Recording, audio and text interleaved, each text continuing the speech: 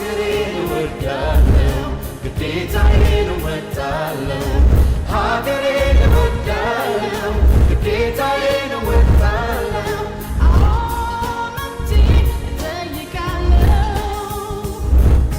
ሀገሬን እወዳለሁ ግዴታዬን እወጣለሁ ሀገሬን እወዳለሁ ግዴታዬን እወጣለሁ መብቴን እጠይቃለሁ ከግዴታም በላይ ለማንነት ክብሬ ግብር ከፍላለሁ ለወገን ላገር ትውልድ ለመቅረጽ ፊደል አስቆጥሮ የአንድ ሀገር ሁለንተናዊ እድገት የሚረጋገጠው ኢኮኖሚው ከሚያመነጨው ገቢ ተገቢውን ግብር መሰብሰብ ሲቻል እንደሆነ ይታመናል። በየጊዜው እየጨመረ ለመጣው የህዝብ የመልማት ጥያቄዎች ዘለቄታዊ ምላሽ መስጠት ተጠናክሮ እንዲቀጥል ማድረግም የግድ ነው። ለዚህ ደግሞ ግብርን አሟጦ መሰብሰብ ዘርፉን ሊያሳድጉ ከሚችሉ ጉዳዮች መካከል እንደሆነም በእጅጉ ይታመናል። ይህ ካልሆነ ግን ህዝብ መንግስት ላይ ያለውን እምኔታ የሚያሳጣበት አጋጣሚ ሊስተካከል ከመቻሉም በተጨማሪ ህገወጥነት ተንሰራፍቶ እንዲታይ ሊያደርግ ይችላል። በምስራቅ አፍሪካ ሀገራት አልፎ አልፎ የሚታየው የግጥሰት ተግባራት ለዚህም እንደ ዋነኛ ማሳያ ተደርጎ ሊወሰድ ይችላል። ሀገራችንም ከድህነት ለመላቀቅ እያደረገችው ያለው ዘርፈ ብዙ እላስጨራሽ ትግል የበለጠ ውጤታማ እንዲሆን ኢኮኖሚው ከሚያመነጨው ሀብት አስፈላጊውን ታክስ መሰብሰብ ሲቻል መሆኑ ሀቅ ነው። ከተመሰረተ ውስን ዓመታትን እያስቆጠረ ያለው የደቡብ ኢትዮጵያ ክልል ካለው ሰፊ የኢኮኖሚ ምንጭ እየሰበሰበ ያለው ገቢ ከተፈለገው አንጻር ሲታይ መጠነኛ ጉድለቶች እንዳሉበት በስፋት ይነገራል። ለዚህም እንደ ዋነኛ ምክንያት ከሚጠቀሱ ማነቆች መካከል ብልሹ ስነ ምግባር የሚታይባቸው ጥቂት ከገቢ ሰብሳቢ መስሪያ ቤት ሰራተኞች ጀምሮ ታማኝ ባልሆኑ ጥቂት የንግዱ ማህበረሰብ አካላት የሚፈጸሙ ህገወጥ እንቅስቃሴዎች እንደሆነም ይስተዋላል። እነዚህና መሰል ችግሮችን ለማስተካከል እያሰበ የውይይት መድረክ የደቡብ ኢትዮጵያ ክልል ገቢዎች ቢሮ ከፍትህ አካላት ጋር በአርባ ምንጭ ከተማ የውይይት መድረክ አዘጋጅቷል። በዚህ ውይይት መድረክ ላይ የደቡብ ኢትዮጵያ ክልል ምክትል ርዕሰ መስተዳድርና የኢንተርፕራይዞችና የስራ ዕድል ፈጠራ ቢሮ ኃላፊ ዶክተር አበባየሁ ታደሰም፣ የደቡብ ኢትዮጵያ ክልል ገቢዎች ቢሮ ኃላፊ ወይዘሮ አለምነሽ ደመቀን ጨምሮ ከፍተኛ የክልል የዞን የወረዳና የከተማ አስተዳደር ባለድርሻ አካላት ተገኝተዋል።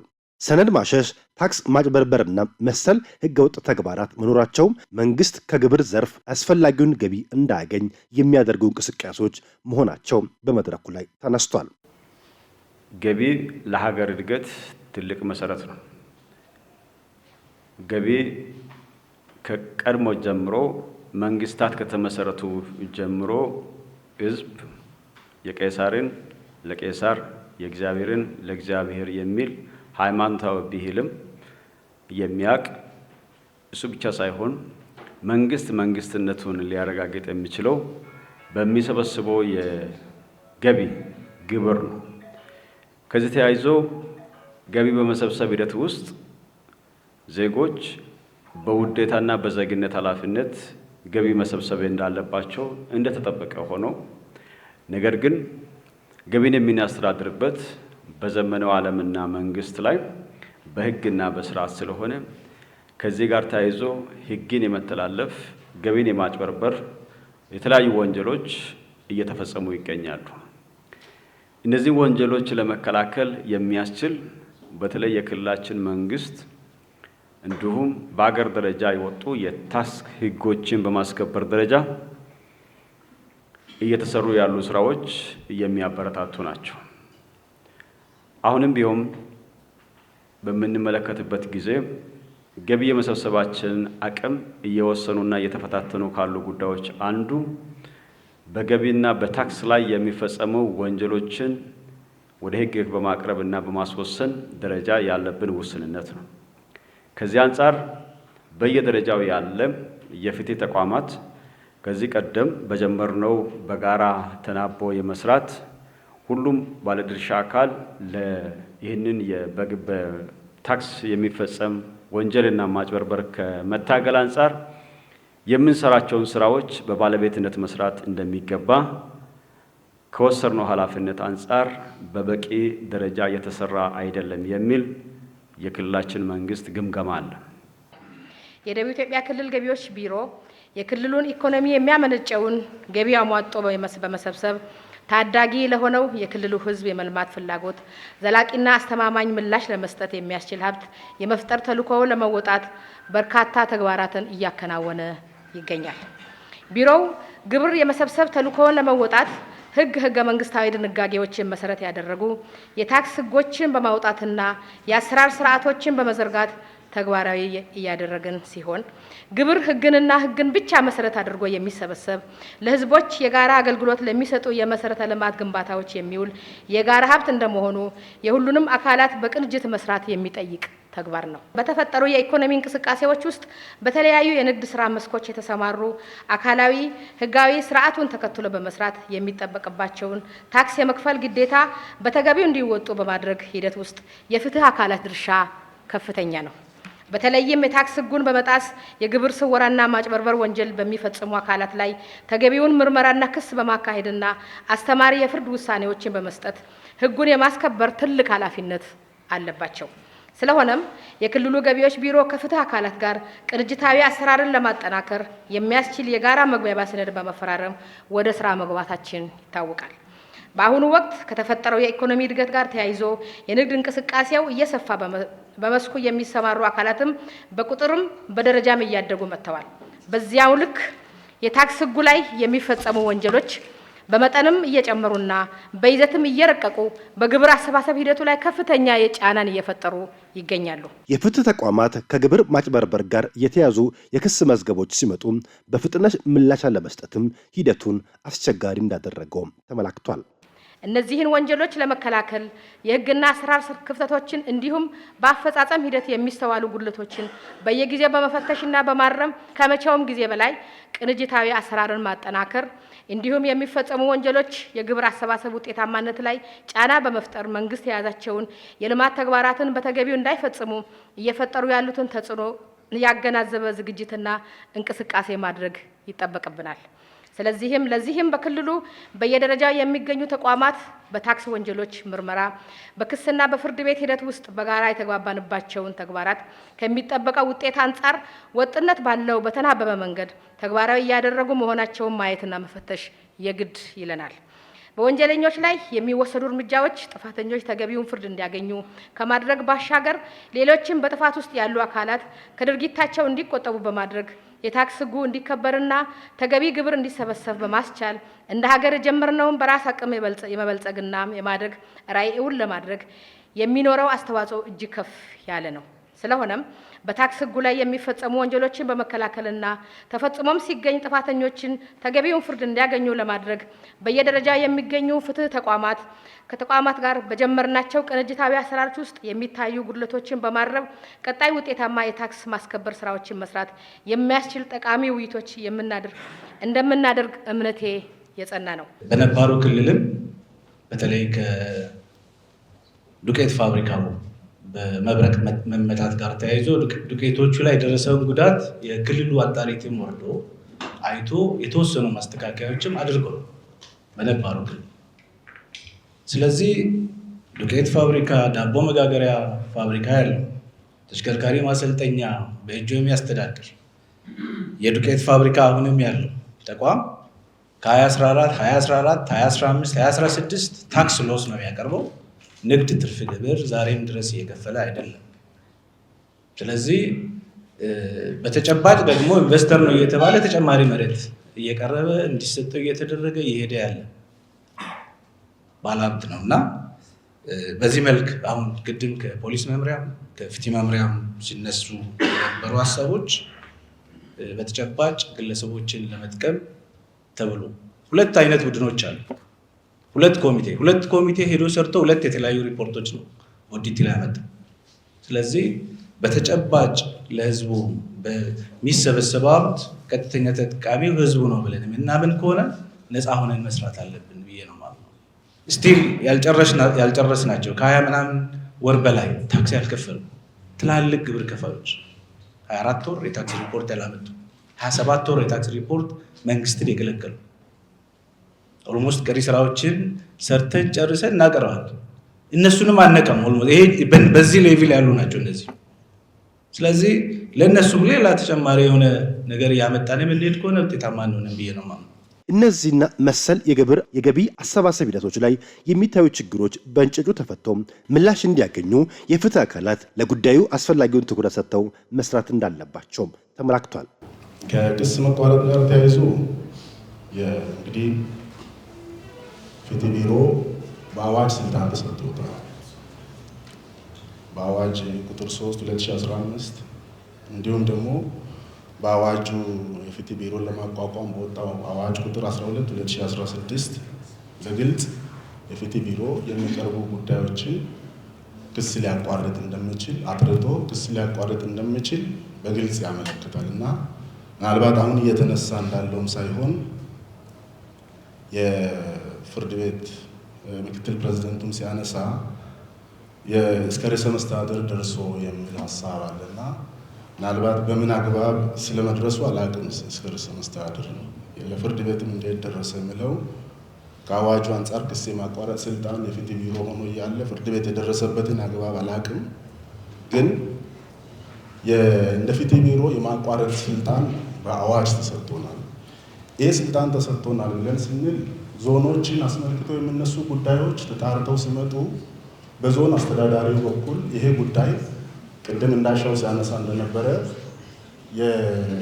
ለህዝብ ጥቅም የሚለው ሀሳብ ኤግዞስቲቭ ነው፣ ኢሉስትሬቲቭ አይደለም፣ የሚዘረዘር ወይ የተዘረዘረ አይደለም፣ እንደ ተመልካቹ የሚተረጎም ነው። ስለዚህ የዞኑ አስተዳደር ይህንን ክስ ማቋረጣችን ቲም አደራጅቶ ገብቶ ይህን ክስ ማቋረጣችን ለህዝብ ጥቅም አስፈላጊ ነው ብሎ ይዞ ከቀረበ እኛ እንደሆንም ባይፋር የሄድንበት ርቀት ምንድን ነው? ከዚህ አስቀድሞ ከምናደርገው በተለየ ሁኔታ የታክስ ጉዳይ ስለሆነ በዳይሬክቶሬቶች በኩል ይሄ ጉዳይ እስኪ ምን አለው ዞኑ እውነት አልሆነም። የዞን አስተዳዳሪውን ደብዳቤ ይዘን ገብተው እንዲያጠሩ አድርገናል። ካጠሩ በኋላ የእነሱ ደብዳቤ አለ ለፍትህ ቢሮ ኃላፊ የጻፉት የእኛ ዳይሬክቶሬት የታክስ ጉዳዮች ዳይሬክቶሬት የጻፉት ደብዳቤን መሰረት አድርገን ክሱ ሊቋረጥ ይገባል የሚል ትዕዛዝ ተሰጥቶበታል። ታክስ ነክ ማጭበርበርና ወንጀሎች ዙሪያ በተቀናጀ ሁኔታ እየሰራን ነው። ገቢ ቅድም እንዳልኩት ለሀገር ልማት ወሳኝነት ያለ ነገር ነው። ለሀገር እድገት ለብልጽግና ጉዟችን ሁሉ በጣም ጠቃሚ የሆነ ነገር ስለሆነ ሰው ሁሉ በቃ በህጋዊ መሰረት ገቢን ራሱ መክፈል አለበት። ደግሞ ገቢ ሲወራ ላይ በማጭበርበር የተለያዩ ወንጀል የሚፈጽሙ ሰዎች ላይ ደግሞ ተገቢ የሆነ እርምጃ ሊወሰድ ይገባል።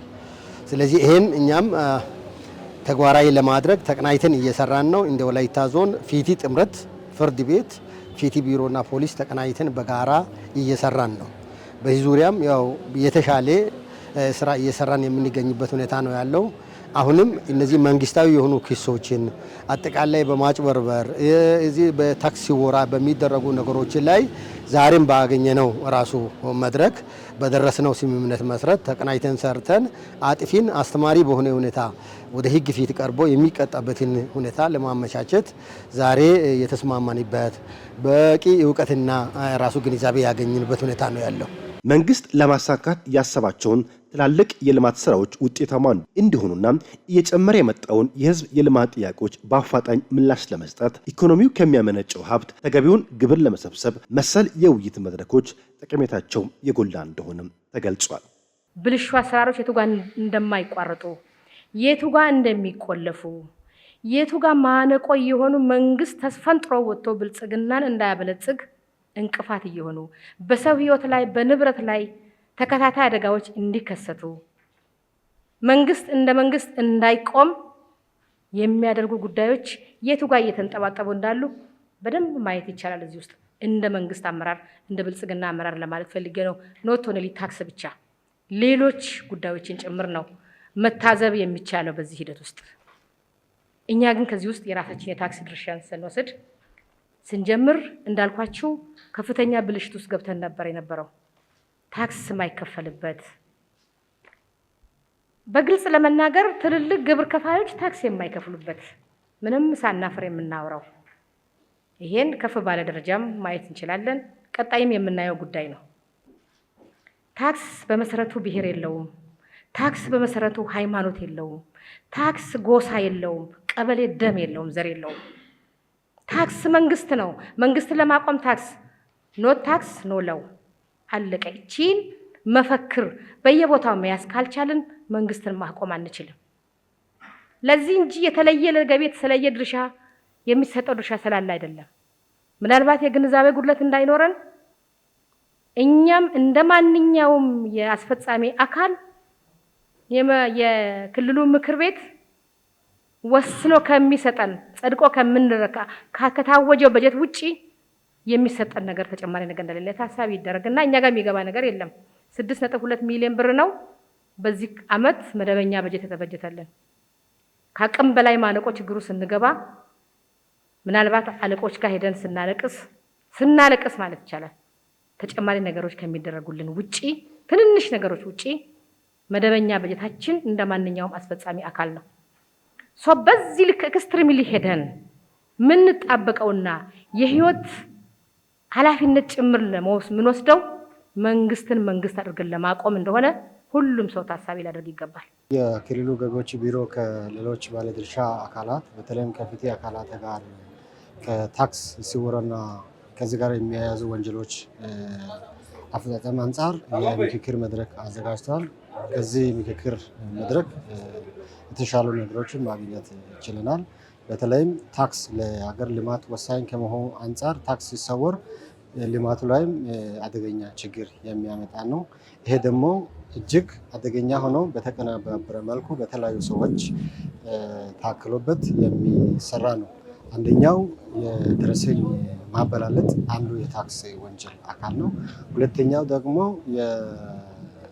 የታክስ ማበላለጡ የግብር ማበላለጡ እንዳለ ሆኖ የፎርጀሪ ደረሰኝ መጠቀም መንግስት ከሚፈቅደው ውጪ ደረሰኝ አሳትሞ በራስ የመጠቀም ከፍተኛ የመንግስትና የህዝብን ሀብት የመደበቅ ስራዎች ይሰራሉ። ከዚህ አኳያ ከፍትህ አካላት ጋር ተቀናጅቶ ከመረጃ አሰባሰብ ጀምሮ እስከ ውሳኔ ድረስ አብሮ መስራት ወሳኝ ነው።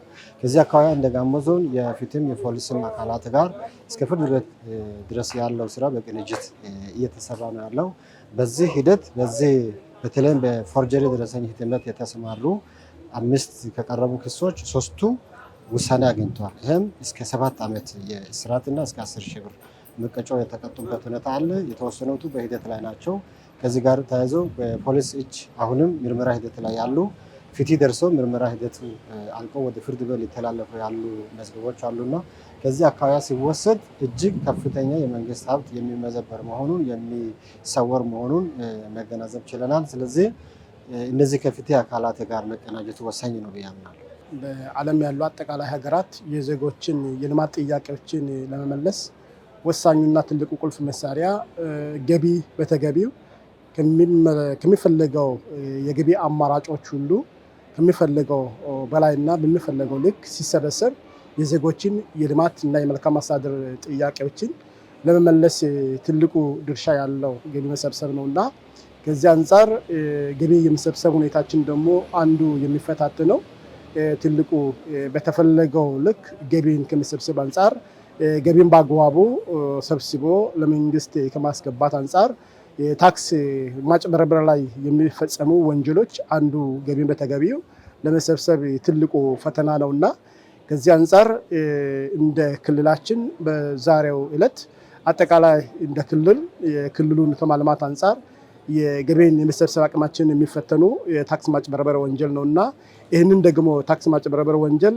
በጋራ የገቢ ተቋም ብቻውን መከላከል የሚችል ስላልሆነ በቅንጅት በጥምረት ከሚመለከታቸው የፍትህ ተቋማት ጋር ከፖሊስ ተቋም ጋር ከፍትህ ተቋም ጋር ከፍርድ ቤት ጋር በጋራ በመቀናጀት በታክስ ላይ የሚፈጸሙ የማጭበርበር ወንጀሎችን የመከላከል ስራ መስራት ተገቢነት ያለው በመሆኑ በዛሬው ቀን እንደ ክልላችን አጠቃላይ እስካሁን የተሰሩ ስራዎችን በመገምገም በቀጣይ ደግሞ ቀሪ ስራዎች ላይ ትኩረት ተሰጥቶ መስራት ባለባቸው ጉዳዮች ላይ ሰፊ የምክክር አድርገናልና ከዚህ አንጻር እስካሁን አጠቃላይ የተሰሩ ስራዎች ጥንካሬዎቹ ምን ነበሩ፣ ድክመቶቹስ ምንድን ናቸው፣ በቀጣይ በቅንጅትና በጥምረት እነዚህ በድክመት ደረጃ የተገመገሙ ጉዳዮችን እንዴት አርመን የተጀመሩ በየዞኑ እንደ ክልልም የተጀመሩ የፍትህ የታክስ ተገዥነት ህግን ከማስከበር አንጻር የተጀመሩ ስራዎችን ፈጥነን በቀረን በበጀት ዓመቱ በ2 ወራት ውስጥ እንዴት አድርገን ሁሉም መዝገቦች ወደ ውሳኔ እንዲደርስ ማድረግ አለብን የሚሉ ጉዳዮች ላይ ውይይት አድርገናል።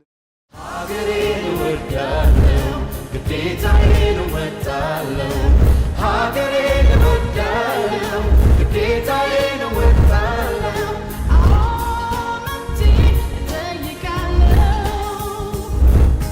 ሀገሬን እወዳለሁ ግዴታዬን እወጣለሁ ሀገሬን እወዳለሁ ግዴታዬን እወጣለሁ መብቴን እጠይቃለሁ